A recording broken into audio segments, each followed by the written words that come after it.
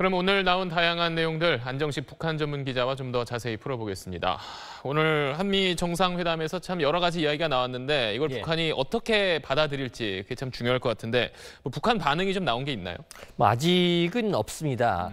근데 이제 이번 회담을 보면 북한이 그리 만족스럽지 않게 느낄 수도 있겠다라는 생각도 해보게 됩니다. 네. 왜냐하면 이미 회담 내용 보면은요, 비핵화할 경우에 체제 안전 보장하고 경제적 번영 이루게 해주겠다. 일괄 타결을 강조하면서도 단계적 조치 가능성이 일어났다 이런 부분들이 있긴 합니다만 역시 미국의 무게중심은 일괄 타결에 있고요. CVID, 즉 되돌릴 수 없는 비핵화 계속해서 강조를 했습니다.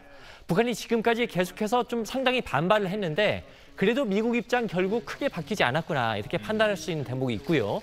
여기에다가 트럼프 대통령이 회담하고 싶으면 하고 하기 싫으면 말하라라고 공을 북한에 넘긴 측면도 있습니다.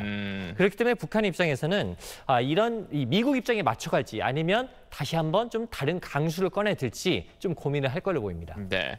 그리고 어제 이 시간만 해도 저랑 안 기자가 우리 취재진이 북한 풍계리 가는 거 좀 어려울 것 같다 이런 얘기를 했었는데 참 반나절도 안 돼서 상황이 좀 바뀌면서 결국 합류를 했는데 일단 어쨌든 우리 취재진이 풍계리에 간 거 이 자체로는 좀 긍정적으로 봐야 하지 않을까요? 그렇죠. 사실 말씀하신 대로 어제는 제가 이제 기차를 출발했다 이런 얘기를 듣고 와서 합류가 어렵다고 봤었는데 밤새 상황 변화가 있었습니다. 네.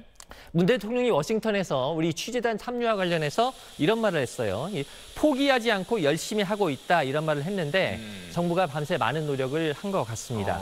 하지만 우리 기자단 받아들인 걸 가지고 북한이 한미 정상회담에 대해서 긍정적 반응을 했다 이렇게 보기는 좀 이른 것 같아요. 왜냐하면 정상회담 보도가 나온 게 오늘 새벽이기 때문에 그래서 한미 정상회담에 대한 북한 반응은 좀 더 시간을 갖고 지켜봐야 될 것 같습니다.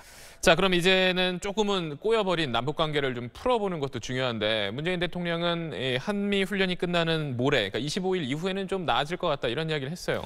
예, 우리 기자단 어쨌든 막판이긴 하지만 받아들였고요. 그리고 이제 그렇기 때문에 이제 북한이 민감하게 반응하는 한미 훈련 끝나고 나면 좀 변화가 있지 않겠느냐 이런 전망인 것 같은데요. 어쨌든 북미 간의 이 냉랭한 상태가 계속되면 남북 관계가 잘 되기는 어렵지 않겠습니까? 지금 상황에서 핵심 열쇠는 뭐니 해도 이 북미 관계다 이렇게 봐야 될 것 같습니다. 네, 알겠습니다. 안정식 북한 전문 기자였습니다.